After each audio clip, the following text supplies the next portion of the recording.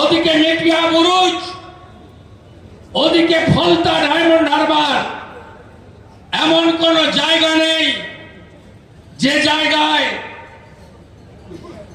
24-এর লোকসভা নির্বাচনে ভোট লুট হয়নি।